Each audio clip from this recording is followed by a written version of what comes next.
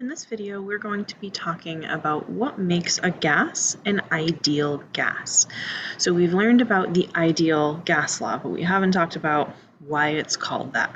So the ideal gas law describes the relationship between pressure, volume, moles, and temperature for what is considered an ideal gas. So now we're going to get into what that means.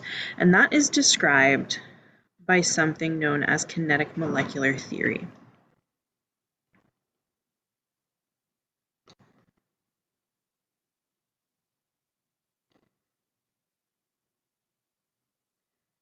So basically, when we use the ideal gas law, we are making a bunch of assumptions about the gas that we are working with, and we are assuming all of these facts to be true, essentially.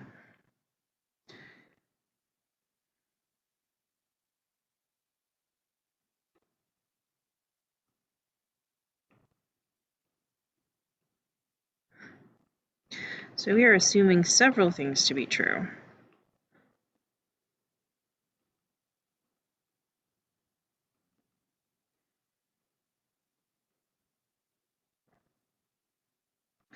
And these assumptions simplify molecular motion in gases.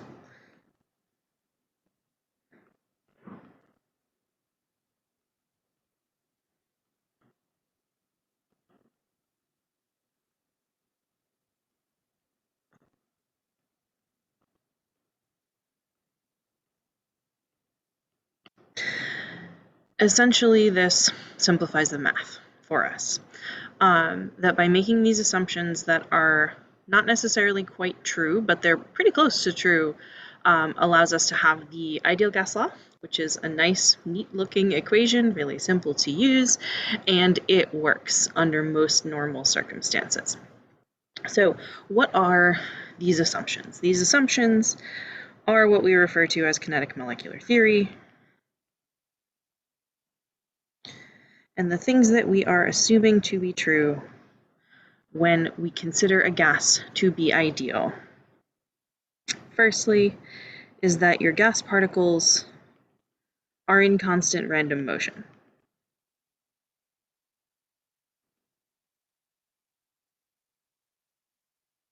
And I am leaving myself a little bit of space on the right side of my page to go add things in later if you're following along taking notes. So gas particles are in constant random motion. The kinetic energy of particles is proportional to their Kelvin temperature.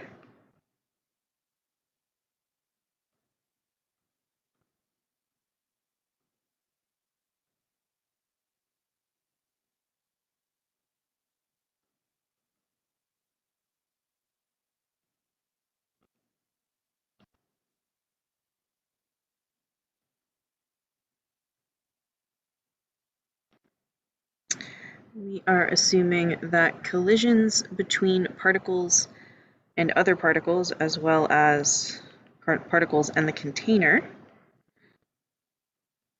so collisions of particles, regardless of what they're colliding with, are what we call perfectly elastic.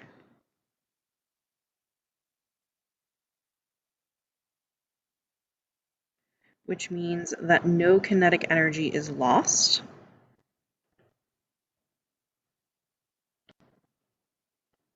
In the collision. We are assuming that particles are infinitely small.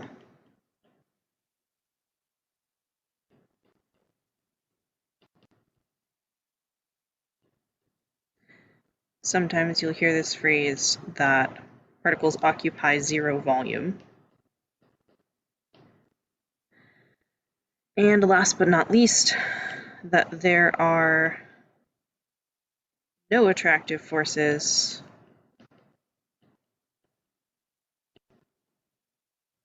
between gas particles.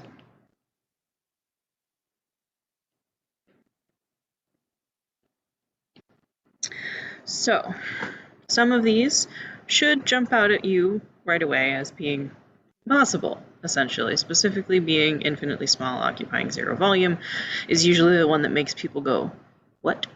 But let's talk about all of these a little bit. So Anytime we use the ideal gas law, that means we are assuming ideal behavior in our gas. We are assuming that it is an ideal gas. Fun fact, ideal gases can't actually exist, but many gases behave effectively ideally, that to the number of sig figs any reasonable human is doing calculations, you're going to get exactly the same results using the ideal gas law versus a more complicated version. There are other gas laws out there that account for some of these things. The assumptions that we're making here, the first two, particles are in constant random motion and the kinetic energy of particles is proportional to their Kelvin temperature. These two are pretty good. These two are pretty much true.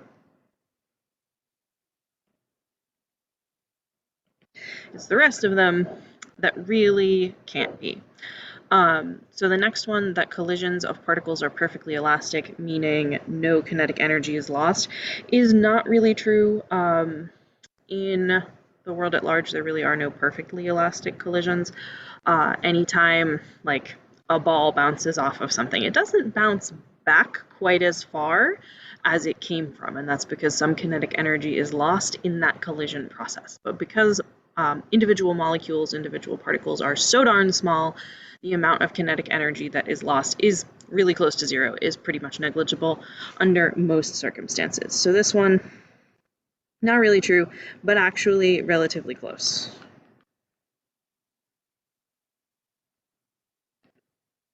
The next one, that particles are infinitely small, meaning they occupy zero volume. Also, definitely not true. Can't be true. But because gas particles are so spread out, it's honestly pretty close.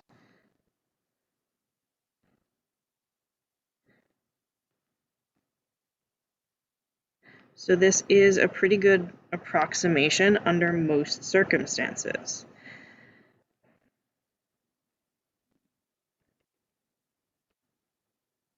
If you took all of the air in a fairly typical size classroom and you compressed it down to be a solid to see like how much volume do these particles actually take up, it would be like the size of a baseball or a softball. It would fit in the palm of your hand.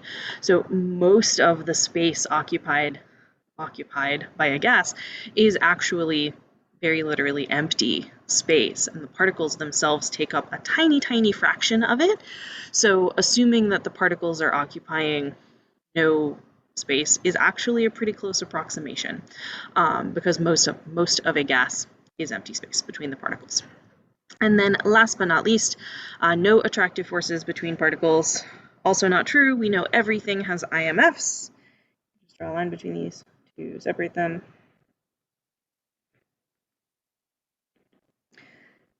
But because gas particles are so spread apart, again,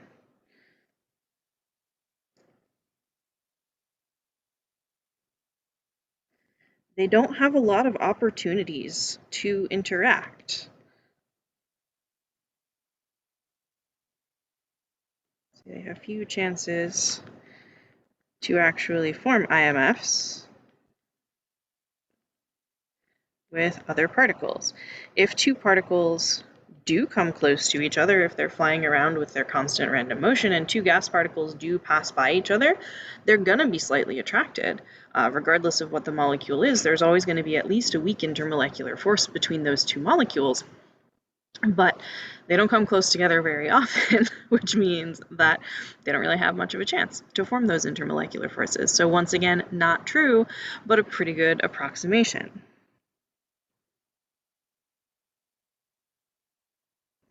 And it makes our life so much easier. So after thinking about these assumptions and what they all mean, we can see that a truly ideal gas cannot exist. Oops, ideal, there we go.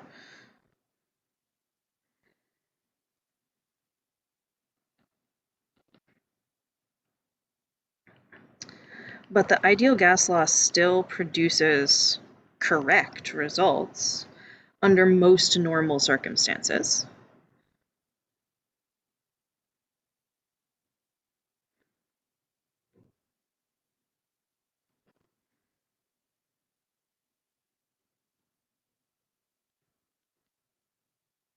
which is why we still teach it, and which is why most of the time, if you're doing gas calculations, that's still what you're going to use. Even though it's not technically like as correct as it could be, these assumptions that we're making are being made because they're pretty good approximations. So in the next video, we'll talk a little bit more about what types of molecules tend to behave most ideally, what types tend to behave less ideally, or under what types of conditions the ideal gas law works better or works not so well. But for now, the goal of this was to understand what does it mean for an ideal gas to be ideal, and that ideal gases don't actually exist. But most things, under most circumstances, are pretty darn close.